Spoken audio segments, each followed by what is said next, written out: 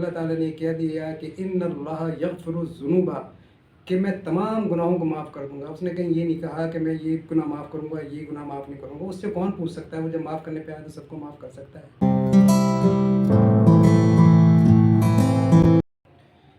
बिस्मिल्लाहिर्रहमानिर्रहीम। रब्बि इश्रह ली सदरी व यस्सिर ली अमरी वहलुल उक़दतम मिन लिसानी यफ़क़हू क़ौली।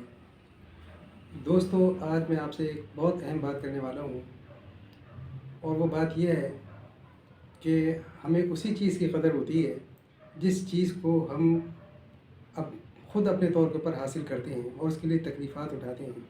अल्हम्दुलिल्लाह सुम्मा अल्हम्दुलिल्लाह, हम लोग एक मुसलमान घराने में पैदा हुए हैं और इसके साथ ही हम मुसलमान भी कहलाते हैं। लेकिन मुसलमान में जो क्वालिटीज़ होनी चाहिए वो हमें नहीं है और हम उसकी परवाह भी नहीं करते।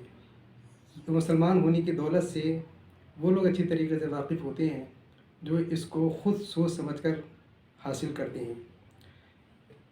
हासिल करने से पहले जब वो कुरान शरीफ की तरफ देखते हैं और उनको बताया जाता है कि सबसे पहले आपने, अल्लाह ताला का हुक्म है कि गैब की बातों पर यकीन करें पहले।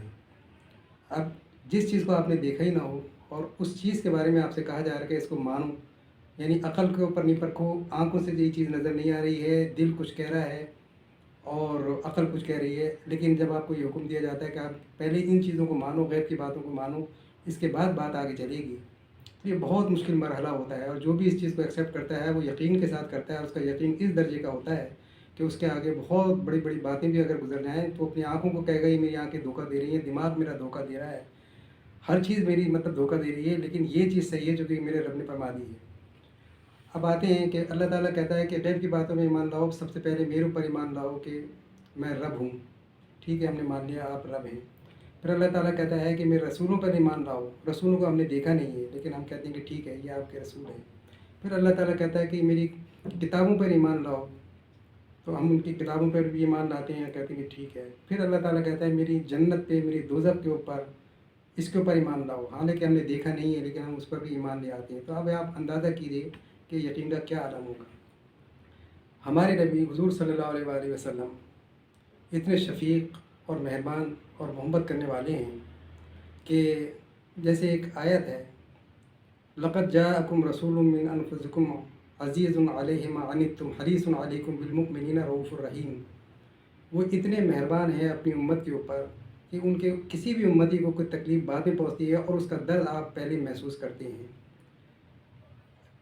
मिसाल के तौर पर एक बाप है, वो अपनी औलाद के लिए अच्छा समझता है कि ये काम करे, तो पहले बच्चे को प्यार से समझाता है, मोहब्बत से समझाता है। जब बच्चा नहीं मानता तो उसके ऊपर वो सख्ती करता है और गुस्से का इज़हार करता है, नाराज़गी का इज़हार करता है। अब हमारे नबी हमसे कहते हैं कि फ़जर की नमाज़ जमात के साथ पढ़ो। नमाज के बेइंतहा फ़ायदे हैं, यूँ तो पाँचों नमाज़ के फ़ायदे हैं, लेकिन फ़जर और इशा के बारे में आपने बहुत तलक़ीन की कि इसको नमाज़ को पढ़नी चाहिए। और आपने फरमाया है कि फ़जर की नमाज़ की 2 सुन्नतें, इसका सवाब इतना है कि पूरी दुनिया और इसके अंदर जितनी भी चीज़ें हैं उन सब से बढ़कर है। इसके माल और दौलत इन सब चीज़ों से बढ़कर है। ज़ाहिर सी बात है, अगर हम अक़ल की कसौटी पे परखेंगे तो हम कहेंगे कि यार हम तो सुबह ऑफिस जाएंगे, हम बैंक में काम करते हैं या स्टेट बैंक में काम करते हैं, स्टेट बैंक में तो डॉलर हैं और ये है और वो है, इतना पैसा है, ये 2 रकात सुन्नत पढ़ के आया हूँ, लेकिन यहाँ तो डॉलरों की बारिश है और इसी चीज़ की आज ज़रूरत है। तो मेरे अजीज़ों, बात दरअसल ये है कि दुनिया और दुनिया से बढ़कर फ़जर की 2 सुन्नतें हैं, ये आका ने फरमाया है। सबसे पहले तो सब चीज़ों को आप डिस्कार्ड कर दीजिए और ये कह दीजिए कि मेरे नबी ने जो फरमाया है, मैं तो पहले इकरार कर चुका हूँ कि मैं गैब की बातों में ईमान लाता हूँ, तो मेरे नबी बिल्कुल सच कह रहे हैं। अब ज़रा अक़ल से ज़रा एक बात को सोचिए कि जब जिस चीज़ का इतना सवाब है, तो वो सवाब और उसकी दौलत क्या दुनिया में समा सकती है? कतई नहीं समा सकती है। उसके लिए तो ये दुनिया कम पड़ जाएगी। तो ये सवाब जो है, इतना ज़्यादा सवाब दुनिया में आपको नहीं दिया जा सकता। ये सवाब तो आपको ऊपर ही जाकर मिलेगा। हाँ, ये है कि कुछ आपकी यहाँ पर दाद नसीब हो जाएगी, कुछ हिस्सा यहाँ पर आपको मिल जाएगा, जैसे सुकून है, कल्बी सुकून है, और आपको रोज़ी की परेशानी नहीं होगी, चेहरे पे नूर आ जाएगा, दूसरी चीज़ें, ये चीज़ें तो मिल जाएंगी आपको, लेकिन पूरा सवाब आपको आखिरत के अंदर ही मिलेगा। तो हुजूर ने समझाया हमको, हमारी समझ में नहीं आया, तो फिर आपने ज़रा से یہ تک کہہ دیا کہ جو لوگ گھر کے اندر فجر کی نماز پڑھتے ہیں دل چاہتا ہے کہ ان کے گھروں کو میں آگ لگا دوں، لیکن شفیع رحمت حضور صلی اللہ علیہ وسلم مہربان ہیں، آپ نے اس لیے ایسا نہیں کیا کہ اس میں چھوٹے بچے اور عورتیں بھی شامل ہیں، اس وجہ سے آپ رک گئے۔ دیکھیں اسلام جو ہے یہ بہت ہی نرم اور محبت کرنے والا مذہب ہے، اور یہ حتی الامکان کوشش کرتا ہے کہ اپنے ماننے والوں کے ساتھ کوئی ظلم و زیادتی نہ ہو۔ ایک قصہ میں آپ کو سناؤں کہ حضور صلی اللہ علیہ وسلم کے زمانے میں ایک عورت سے کچھ گناہ سرزد ہو گیا، یعنی زنا ہو گیا۔ بعد میں اس کو ہدایت ملی، حضور صلی اللہ علیہ وسلم کے پاس آئی، اور آپ کے پاس آنے کے بعد اس نے کہا کہ حضور مجھ سے یہ گناہ سرزد ہو گیا، مجھ پر حد جاری فرمائیے۔ آپ نے کہا ابھی جاؤ اور جب ڈلیوری ہو جائے تو پھر اس کے بعد آنا، پھر حد لگائیں گے۔ وہ عورت چلی گئی، جب اس کے ہاں ڈلیوری ہو گئی پھر وہ آئی، تو آپ نے کہا بچے کو دودھ پلاؤ، جب مدت پوری ہو جائے گی پھر آنا، پھر اس کے بعد دیکھیں گے۔ حتیٰ کہ مطلب اسی طریقے سے آپ اس عورت کو موقع دیتے رہے کہ یہ اس کا اور اس کے رب کا معاملہ ہے، یہ اپنے رب کے سامنے گڑ گڑائے، معافی مانگے اور اللہ تعالیٰ اس کو معاف کر دے گا۔ لیکن وہ عورت بضد تھی کہ نہیں مجھ پہ حد جاری فرمائیے۔ بعد میں نخواستہ آپ نے جو ہے حد جاری فرما دی۔